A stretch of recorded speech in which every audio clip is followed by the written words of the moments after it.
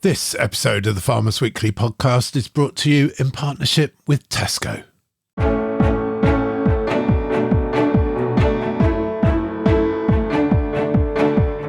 I think we're reaching critical mass. I really believe that in the not too distant future, regenerative agriculture will be the norm.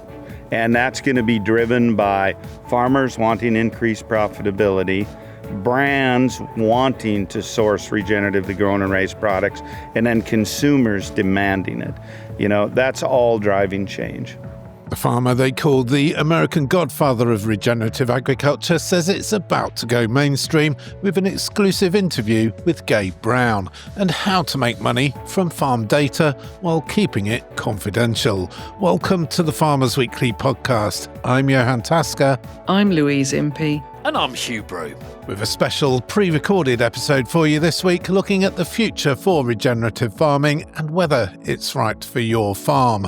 Nature-friendly farming practices can be good for crop yields and the environment, but scientists say they're often financially unviable without government support.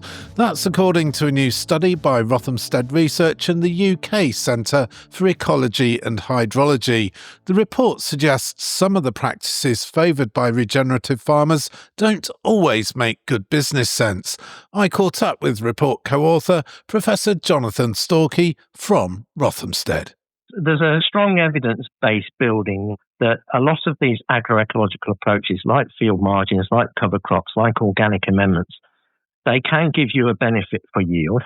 So we know that they're the right thing to do. But we're working through how we transition to those more regenerative or sustainable systems in a cost-effective way, in a way that maintains profit. Now, at the moment, we are reliant on subsidies to make those systems workable. But ideally, we'll get to a situation where the benefits to businesses and the benefits to yield of taking agroecological approaches make those systems profitable. Until we get to that stage, though, John, you seem to be saying that government schemes such as a sustainable farming incentive are fundamental in terms of ensuring that these agro-ecological practices are financially viable. They are incredibly important, and they often make the difference between farmers deciding to implement some of these approaches or not. But in this conversation, we also mustn't lose sight of building the resilience of systems. So another great benefit of some of these agroecological approaches, building reservoirs of natural enemies and pollinators and improving soil health, is you improve the resilience of the system such that when we have these extreme weather events like we're experiencing now, the system is better able to withstand those things, and we might experience less of a yield penalty. So where do we go from here then?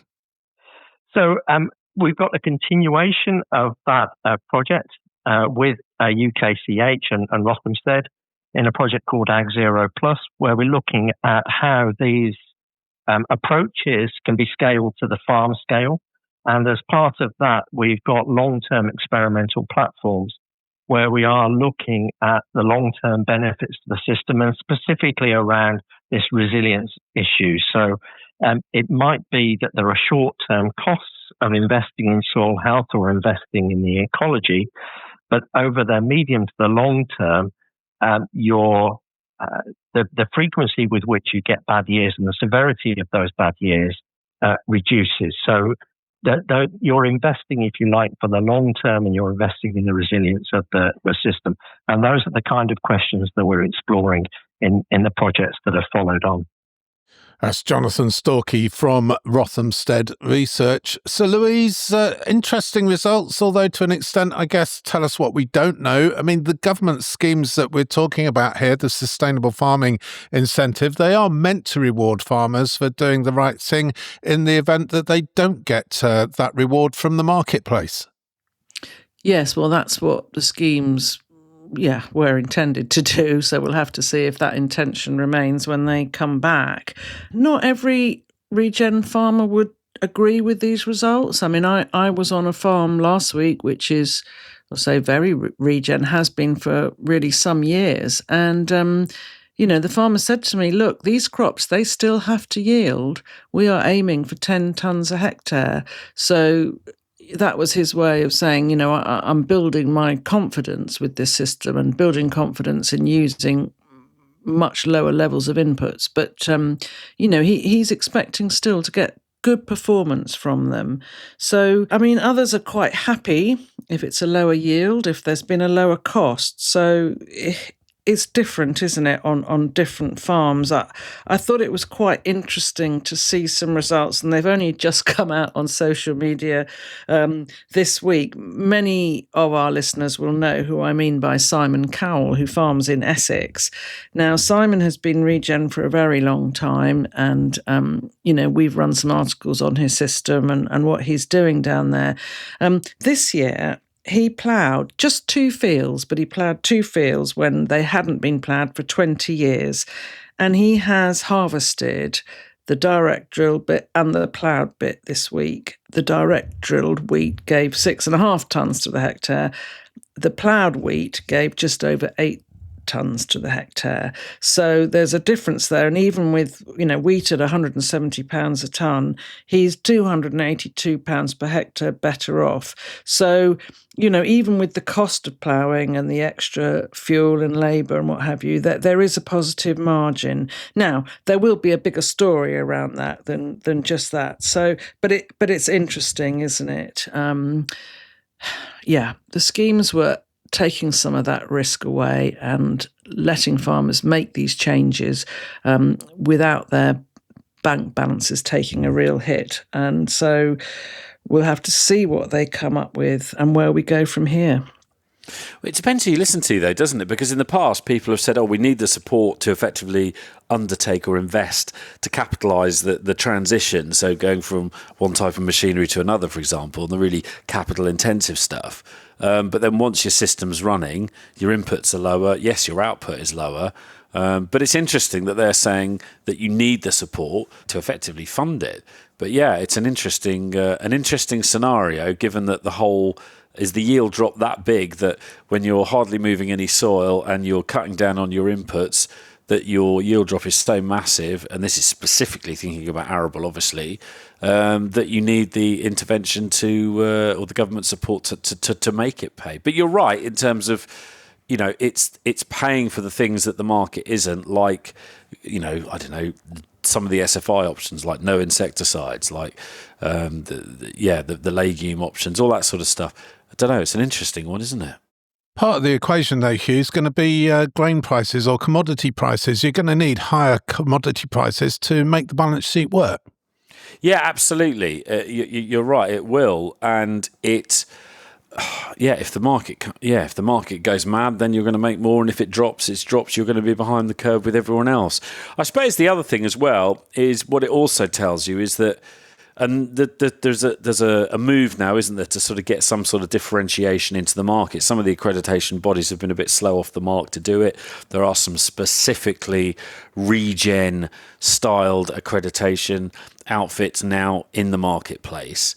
That if you're going to do this, then you need to not just get the reward, say, from government for being having less impact on the environment.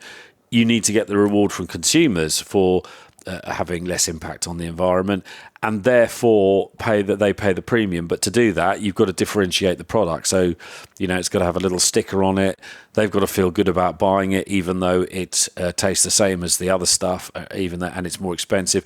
Or you've got to get really busy and produce a product which utterly wipes everything off the floor in terms of taste and consumer experience, and is better for the planet, etc., etc. So it's adding value at the retail end to try and balance off. But at a time when obviously food price inflation is something that's a huge issue across every part of society at the moment, particularly the lower end. And that's why, Louise, this report says that schemes such as a sustainable farming incentive are so important if indeed the SFI does come back in a form that is beneficial for farmers.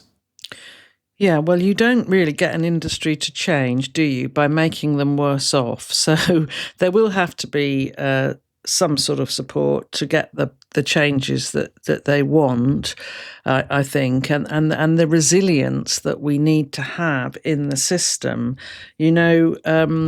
Putting wildflower strips, for example, right through the middle of your fields, that does cost money. And in fact, I do remember going to visit a farm that had done this and enjoyed doing it, and the wildflower strips looked amazing.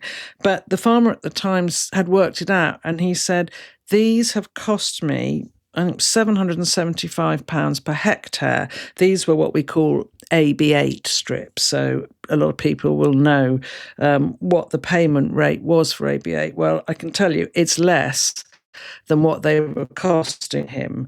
So directly he's seeing a cost of these strips. He did point out to me, by the way, that he may see benefits further down the line that he's not yet aware of. So, for example, he might find that he has less slug damage in following crops, or fewer problems with aphids or what have you. So he's very happy to give them a bit of time, but straight off and in the beginning they've cost him more money to establish and get in than the payment rate rewards him for that. And Hugh, how do you see things going forward? It's tricky, isn't it? Because how do you, if this Rothamsted, if this is the case, and government's either wedded to this for a lifetime, forever, and having to pay farmers, or do they keep pushing at it?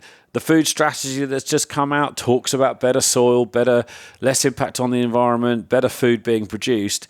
It's this less is better, which I get, but in the commercial world, it says everything we've said before about the food strategy. Everyone talks about wonderful, nutritious food for all, not having any food banks, not doing this. Well, the only way, as we keep saying that you're going to do that, is make the food cheaper, either at the consumer end by subsidising the consumer, or at the farmer end, you subsidise the farmer to keep the food price down, which is what's happened for the last 40, 50 years. But so it's a bit of a conundrum where you go, or you keep investing till the regen thing is the norm and it's the accepted marketplace. But then you've got to think about your competitors elsewhere in the world that might not be doing that. So it is a tricky one, but certainly something that will be food for thought for policymakers going forward, and for people who are involved in that regen space, and they're sat there scratching their heads thinking, this isn't all it's cracked up to be. The Farmers Weekly Podcast. And now a sponsored interview with this week's podcast partner, Tesco. And I'm joined by Natalie Smith, Head of Sustainable Agriculture and Fisheries at Tesco, to talk about Tesco's Greenprint for UK Farming report. Natalie, what does your Greenprint for UK Farming report highlight? The aim of the report was to better understand farmers' views in terms of how we can achieve a more sustainable future for UK agriculture. So we worked alongside around 300 of our farmers within our supply chain just to understand where they thought the challenges were, and how we can work together to be able to remove some of those challenges. And what were those barriers, Natalie?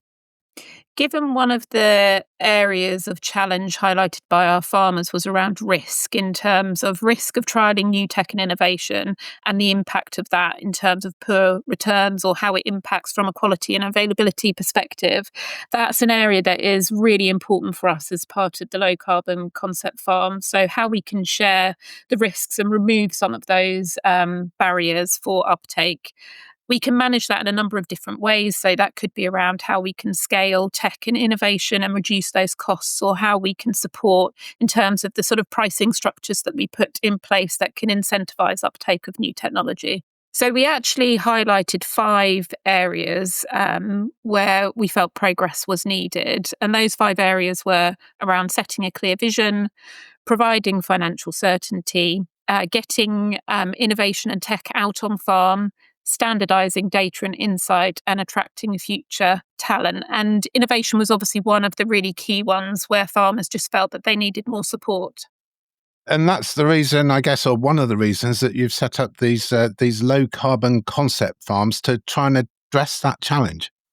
Absolutely. As part of sort of the data that we pulled from the report, it was around 76% of those farmers that we surveyed said they haven't been able to implement all of the environmental measures that they would like to, and innovation was a key part of that.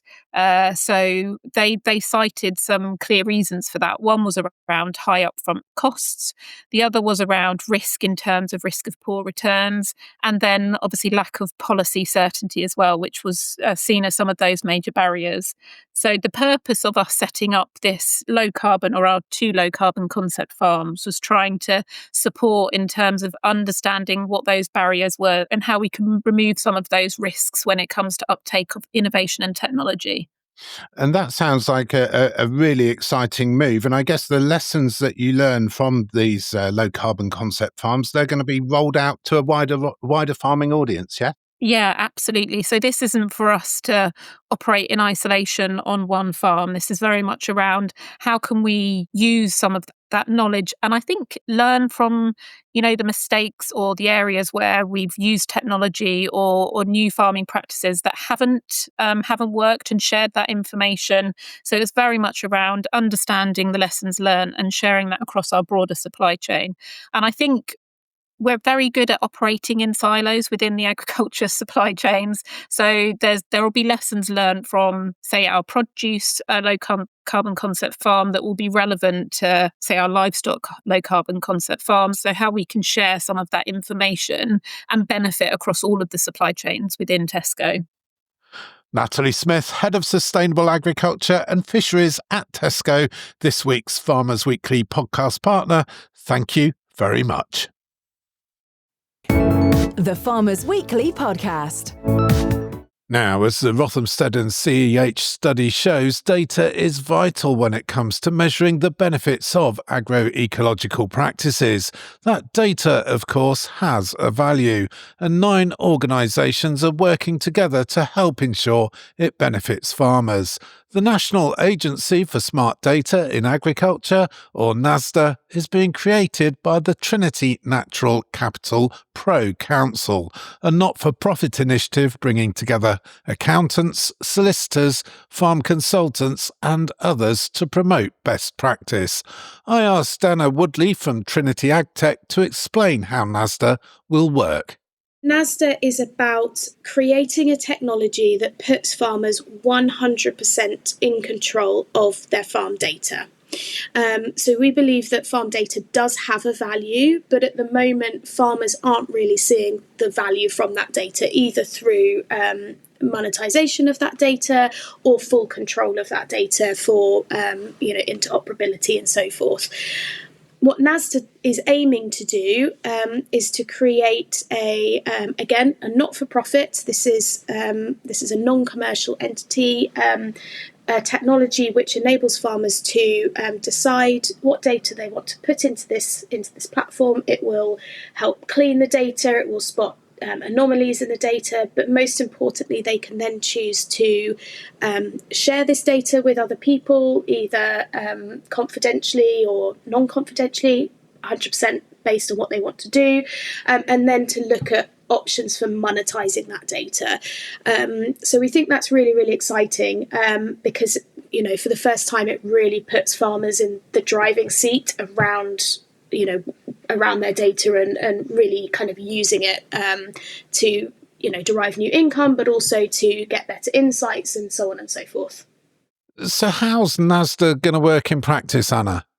Number one is putting farmers 100% in control of that data. So obviously the exact form that the technology will take remains to be seen. So we would encourage everyone to go on to the Trinity Natural Capital Pro Council website, and there it's where we ask people their opinions on what kind of thoughts they have on the types of data they want to be able to put into this repository. Do they want it to be 100% confidential by proxy, or do they want the opportunity to be able to share non-confidential data?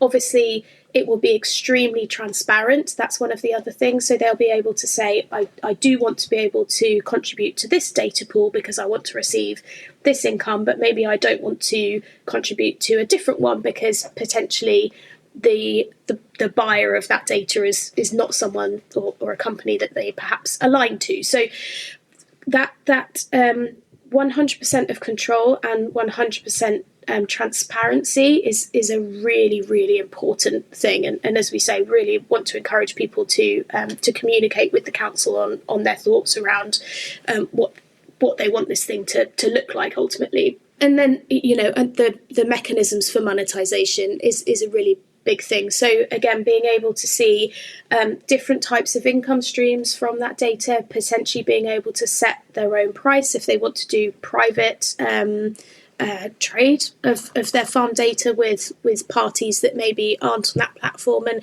creating very secure and again transparent mechanisms to be able to do that. And then interoperability, one of the things that we hear all the time is, I've got data sitting in a different technology. Can I link it in? Is it easy just to transfer? And in some cases it is. In other cases, it's very much not. So having that single source of truth and that interoperability for farmers to be able to just put their data into one place, one time, and then just shuttle it to wherever they want it to go, whether that be for reporting or for putting into a technology that they choose to adopt or whatever it may well be, they just have to do that once. So that's one of the really big aims of this is that single source of truth and that data interoperability. So control, monetization and data interoperability would be the key USPs that we're aiming for with NASDA UK. NASDA UK is due to launch in September, and what you're saying is that farm data has a value to companies in the supply chain as well as to farmers, but I'm thinking of companies like feed companies, for example, and farmers, as far as you're concerned, deserve to see some of that value themselves as a revenue or an income stream.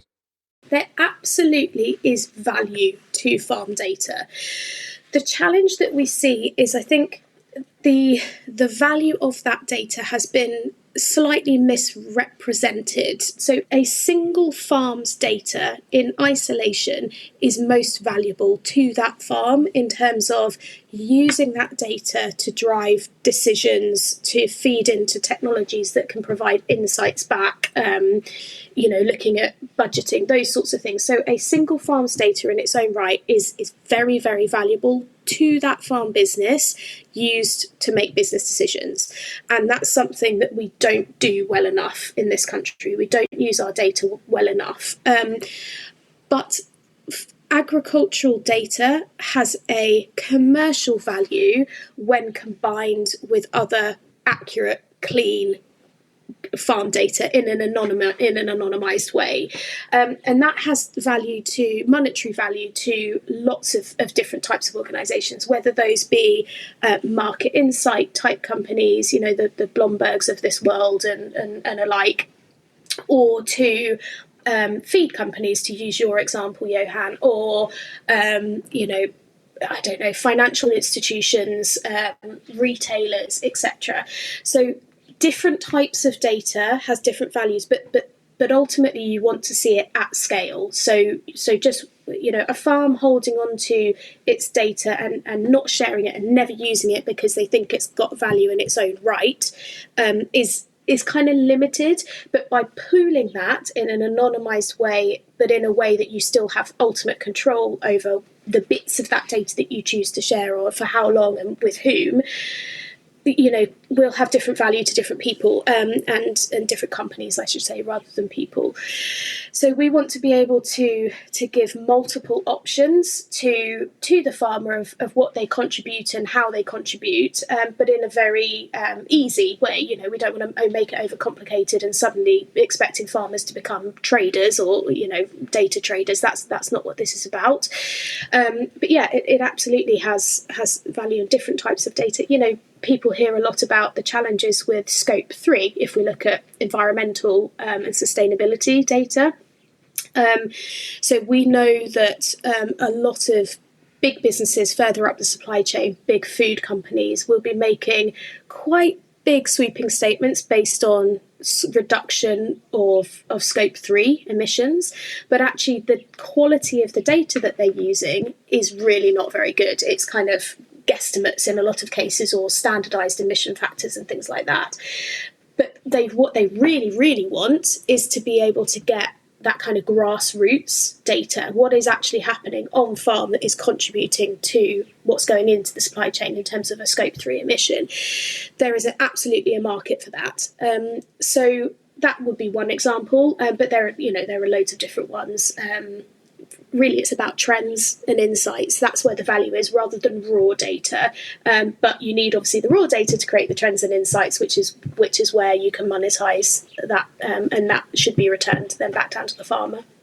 That's Anna Woodley from NASDA. So Hugh, making money from farm data while keeping it confidential and staying in control, would you do it? Safe for all the family to use.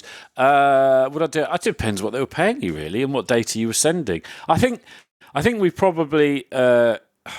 On data with farms, not all farms, but the majority of farms are generally quite data poor, which I think, as we've said before on the podcast, is why we end up with these huge assumptions, some of which are turning possibly out to be true, but some which I think need some recalibrations. So when we talk about emissions and we talk about kilos of CO2 per kilo of milk or grain or beef or whatever produced as the equivalent, well, you could argue that, yes, because they're data poor and the resolution on the data isn't great, that we're probably underplaying how well or not we might be doing. So anything that helps to improve data coming off farm, you could argue is a good thing. If it's anonymised, if it's all strapped together, yes, and you're getting paid for it, great. If it encourages people to get out there and do it. I mean, the key thing is the data ownership and the hierarchy, isn't it? You can allow people to see whatever or send whatever you need to send. I think we probably we get overly paranoid about data in the sense that every farmer seems to think, the whole blooming the red tractor psychodrama of the green tick thing was a bit of a case in point, where everyone thought, they're going to buy my data, the world's going to end, and they'll know what my inside... Well, they already know what your inside leg measurement is from your Tesco club card and from your EasyJet bookings and from your Netflix account and from all of the stuff that you do online. They probably know more about you than you think. But the sensitive stuff, I suppose, is the buying stuff, isn't it? It's when you buy fertiliser and what fertiliser you buy, when you buy ag chem, what ag chem you buy. It's all that consumer product stuff and how it uses. And then the really sensitive stuff would be the market stuff. How many cows you've got in your shed, how many tons of wheat you've got in your shed, how much milk's leaving your farm.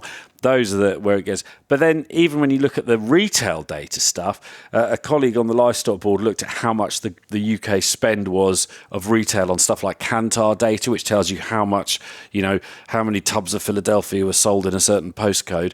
Actually, the spend of that is surprisingly low as a national, bill, as it were. So when you subdivide that across each farm, the value of data at an equivalent level is actually quite low. But if it helps to get people thinking about data and actually recording data, because that's the big thing we're so short.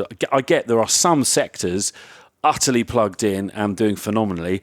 There are some sectors in agriculture, and quite frankly, it's ridiculous. And everyone's out there telling what a wonderful job they're doing, and then you look at the actual data, and they haven't got any, or haven't got any that's actually valid or worthwhile. So, yeah, if it encourages people moving forward, and if it's safe and easy to use, and they get paid for it, why not? And the key thing is if it enhances their business, Johann, because if they're getting KPIs back and they've got metrics and benchmarks that they can compare their business to others, that's known to be globally, that's known to be one of the best ways to help farmers improve when they're actually almost going into a league table against themselves and their colleagues.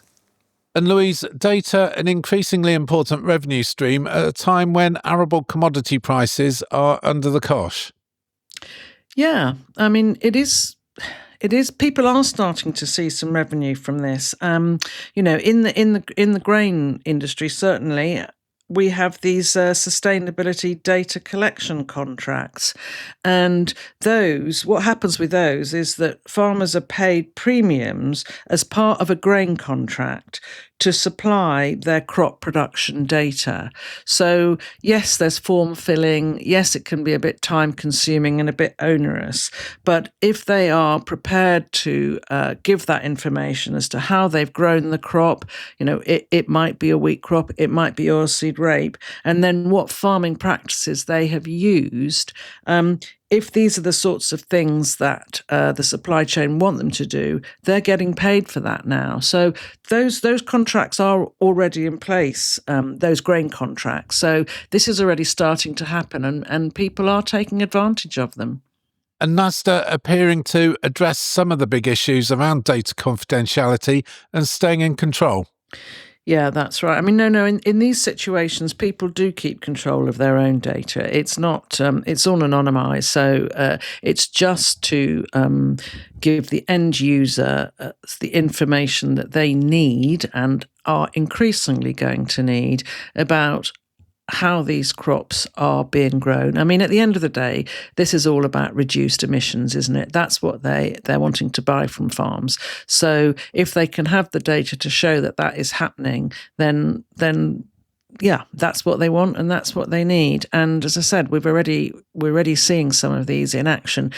Not absolutely huge uptake yet, but I'm fairly sure that we'll see a growth in this, and that these contracts will continue to be offered. The Farmers Weekly Podcast. You're up before sunrise during the busiest time of year and still on your feet 12 hours later.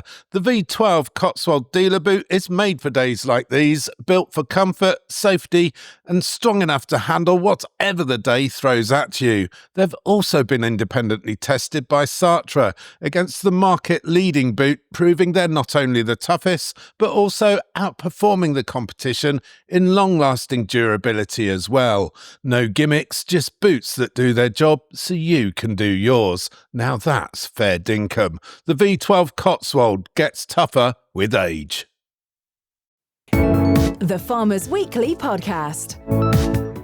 Now, with no market prices this week due to this being a pre-recorded episode of the Farmers Weekly podcast, but you can catch up with all the latest commodity news at fwi.co.uk. We do, though, have an exclusive interview with American farmer and author Gabe Brown, the man they call the Godfather of regenerative agriculture. Louise caught up with Gabe earlier this month at the Groundswell Farming Festival, and they spoke about his regenerative journey, how Gabe brought his North Dakota ranch back from being $1.5 million in debt, and his groundbreaking book, Dirt to Soil. Here's Louise and Gabe Brown. Gabe, I heard you speak earlier today, and you described a situation where you were $1.5 million in debt in 1998, I think it was. You've turned that round, Gabe, haven't you? Can you tell us a bit more about that? Yeah, so what happened to us, we had 4 years, 1995 through 1998, where we had 3 years of hail, then a year of drought, and took all of our crops. So put us $1.5 million in debt, and bank wasn't going to loan us money anymore. So how do I get out of debt? Well, I had noticed that as we were going down that path and with the hailstorms that things were starting to change because we were starting to diversify our crop rotation. We were integrating livestock into grazing some cover crops, and I noticed the ecosystem was starting to heal. And that's when I really realized that I needed to become a student of the soil.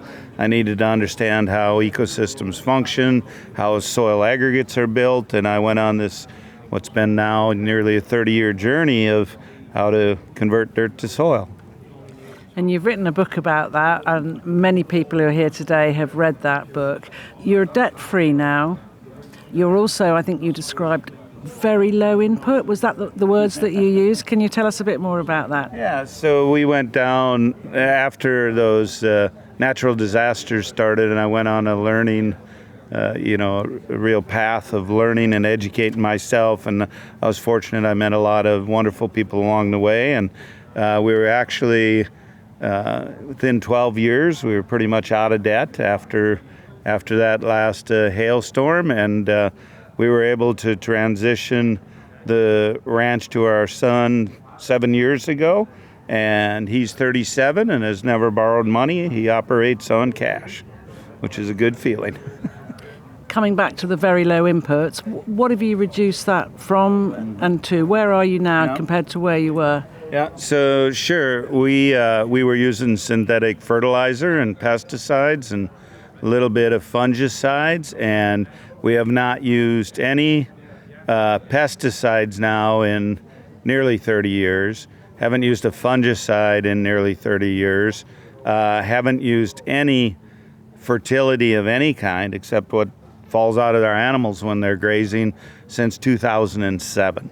So our system is operating strictly on solar energy and living plants and being a healthy, vibrant, living ecosystem. So our input costs are seed, of which we primarily grow our own seed.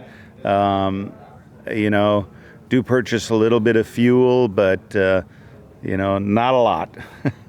You said earlier on today that your farm is 10 times more profitable now than the farms in the surrounding area. Is that really the case? 10 times more? Actually, no, that's not the case. We're considerably higher than that, because when I give the figure of 10 times, that would be if we were selling into the conventional market. Okay, but we're really not. My son is direct marketing to consumers, so it's actually considerably higher than 10 times more profitable. Another thing that you said earlier today, Gabe, was that we could drop you anywhere in the world and you could make that system work for other people. Can you just expand on that a bit for me, please? So we understand there's 4 ecosystem processes.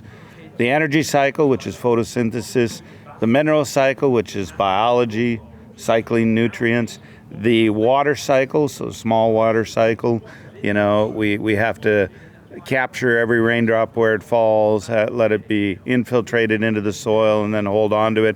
And then the 4th ecosystem process is biodiversity.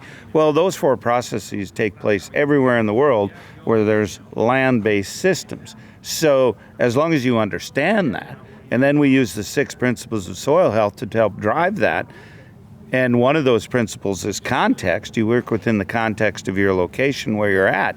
It's impossible for it to fail. So if that's the case, why aren't more people doing it?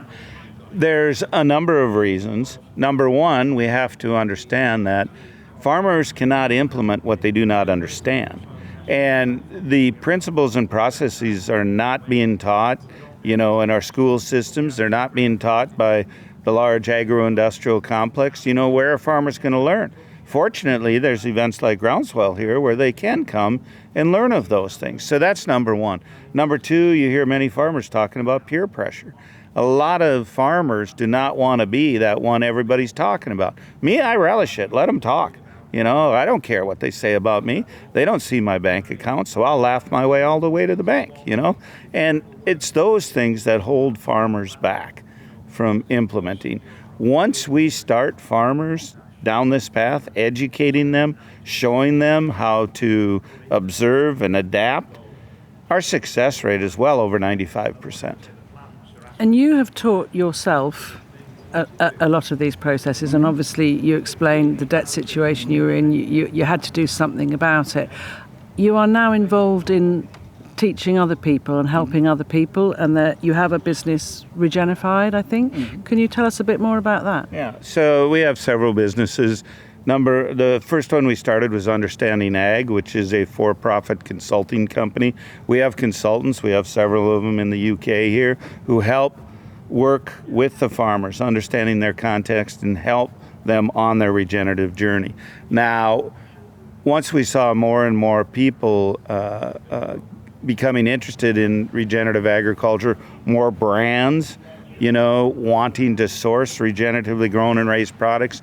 Soon what followed was the greenwashing, where people and brands were claiming that they're regenerative, but in our minds, it's not based on outcomes, what they're really doing for those ecological processes. So my partners and I started a company called Regenerative, and Regenerative is a certification verification company that's actually boots on the ground, over 65 different tests and observations annually are taken. And what that does, that gives farmers the confidence to go help sell their products, because they can show, this is what I'm doing for biodiversity, this is what I'm doing to keep nutrients out of the watershed, et cetera, et cetera. So the farmers that have done that, are they being paid a premium, more money for what they're producing? Well, realize Regenerative is only a certification verification company, so it's up to the farmer to go sell. But in all honesty, yes, right now there is very high demand for regeneratively grown and raised products if you have the data to back it up. And that demand, you're talking about the States, or you're talking about that worldwide, are you? It's all over. Yeah, it's all over. We're seeing it. I've been in the UK, Canada, Australia, the US, Mexico here, and we're seeing demand for regeneratively grown and raised products increasing significantly. And I don't know if you've had a chance while you've been here to visit any farms, but I'm wondering about any differences in the progress that are being made in the States as compared to being made here in England. What differences that you see between the farm systems? Yeah, and I've been, I'm in the UK multiple times per year on many farms, and I will say that at least what we observe is the interest is greater in the UK than in the States, and the adoption rate is increasing at a faster rate in the UK, which is really rewarding and good to see. To be honest with you, we have had government support and government funding for that. That situation is changing right now, so it will be interesting to see if that pace that you described continues, or whether farmers are just going to lack the confidence to make those changes. Yeah, and I think we're reaching critical mass where, you saw tonight on stage at Groundswell 3 farmers who are well on their way down the regenerative path, and others are seeing that, their neighbors are seeing it, it's going to keep increasing. So how mainstream can regen go? I really believe that in the not too distant future, regenerative agriculture will be the norm. And that's going to be driven by farmers wanting increased profitability, brands wanting to source regeneratively grown and raised products, and then consumers demanding it. We have to remember that what brought us to this point in time where our production model is so degrading was the demand from consumers. They wanted copious amounts of low-priced food. Well, they got copious amounts of low-priced food-like substances. Now, for health reasons, ecological reasons, many other factors, they're starting to see, hey, we really need to know where our food is grown and raised. We really need to know the nutrient density of it. That's all driving change. Climate change. What difference is that going to make? Things are changing, I would say, faster than some farms are being able to change. What's your view on that? Yeah, so what caused climate change? What caused the massive amounts of carbon in the atmosphere? Was it due, at least in part, to the degradation of our soils, and we took the carbon from our soils and it moved up to the atmosphere? Of course, when people talk about climate change, I wish they would really talk about the degradation. Now, there's many other factors, industry, etc. But in saying that, the best method we have to mitigate climate change, to take massive amounts of carbon out of the atmosphere, put it back in the soil, is through regenerative agriculture, particularly grazing diverse perennial paddocks. Nothing can do that better than these regenerative practices. So I look at it as imperative that agriculture change and be part of the solution. And it sounds to me, on your farm, you have very much cut out the middleman. You are selling direct to consumers. I have a feeling that you have consumers flocking to your door. What advice would you have to other farmers about selling direct to the consumer? Well, yeah, and my son does sell all of our products pretty much directly to consumers. And first of all, you have to know where you're at. You have to have the story, and you have to have the proof to back that up. So we have an open door policy on our farm. Anyone can come at any time and look at the farm, because we don't want anyone saying that we're trying to hide something. They can see the good, the bad, the ugly, whatever they want to look at. But we have a story to tell. We have a high quality product. We can prove that by testing, nutrient density testing. We have a very good eating experience and the taste of that product. And once you do that, it's supply and demand. And right now we're My son, is receiving much higher than organic prices for the product because he can. That's the demand. You mentioned nutrient density. How are you measuring that in what's produced on the farm? Yeah, so Dr. Stefan Van Vliet at Utah State University uses a mass spectrometer. He can identify over 2,300 different phytonutrient compounds. And what we're doing is we're testing our product for these phytonutrients. And if you study human nutrition, it's the phytonutrients that really feed our gut microbiome. Our gut microbiome, it's not so important whether it's protein, carbohydrates. It needs those different phytonutrients. And so we've tested that. We can show that. Yes, we still test for the basics. For instance, on our grass-finished beef, our average omega-6 to 3 ratio is 1.2 to 1, which actually is higher in omega-3s than is wild salmon. So we can actually sell our beef as a heart-healthy product because it is, and we have the data to prove it. That's Gabe Brown talking to Louise about the future for Regen Ag. And Louise, an inspirational farmer for many UK growers and livestock producers, and what a coup to have Gabe Brown at Groundswell.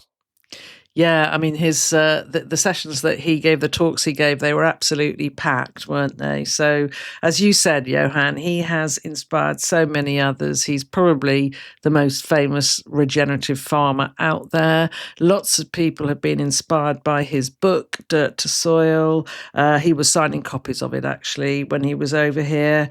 Yeah, great to hear him speak. He has a real following, and the story that the whole backstory of his farm and why he had to change and what he had to do is something as well. So very good to have a chat with him and understand a bit more about what he's up to now. And in many ways, Louise, Gabe has a simple but effective farming philosophy, and we were grateful for him to spend so much time explaining it to us. Yeah, no, and we were very grateful, weren't we? We had to stay late, but it was absolutely worth it. Gabe's whole approach and the regenerative approach, if you like, is about taking sunlight and just making maximum use of it. So capturing that sunlight with living plants, and those plants then produce the root exudates that feed the soil biology that builds the soil aggregate. So he's very good at explaining that process, much better than I am, by the way. So that was a very shortened version, but he is very good at explaining it. He's able to show how he transformed his own farm using that. And of course, he's since been involved with consultancy work around the world, actually, with lots of other farms, and people are all reporting, very good results, really. Interestingly, that although he talks about the regenerative principles a great deal, he does also stress the business side and this whole business about knowing your cost of production, which we must have talked about quite a few times before on the podcast. But he also really makes the point so that you can then make the right choices, but if you don't know those costs, you just can't do that. Gabe also emphasising the importance of data when it comes to backing up regenerative principles in farming, something we've heard a lot about in this episode of the Farmers Weekly podcast. Yeah, I mean, it's interesting, isn't it? Because there's quite a few people who say that the biggest change that has to happen is the one between your ears when you're moving to a regenerative system. So there you are. There you have it. There's your mindset thing. If you can't get your head around it, I suppose, then you're going to struggle. And he really made that point. The education piece is quite interesting too, isn't it? I mean, Groundswell does some of that, doesn't it? Gabe himself does that in other forms. He's involved with other businesses. There's one here in the UK. We heard Stuart Johnson speak about that. Stuart farms up in Northumberland. He's a previous Soil Farmer of the Year. So all of these people are now adding to what we know and adding to that whole education bit about regen. Look, it's not for everybody, is it? It just isn't. So, but the ones that are doing it and doing it well are extremely passionate about it and seem to be seeing some very good results. Well, Louise, thank you very much for that interview. A great interview there with Gabe Brown, the American Godfather, as they say, of regenerative agriculture. And that's about it for this episode of the Farmers Weekly podcast. We do hope you've enjoyed what you've heard. If you have, please do subscribe to us wherever you get your podcasts. And if you've really liked what you've heard, please do leave us a 5-star review. We'll be back next week with all the latest news, views and analysis of all the big stories in UK agriculture. But for now, until next week, I'm Johann Tasker. I'm Louise Impey. And I'm Hugh Broom. Thank you for listening.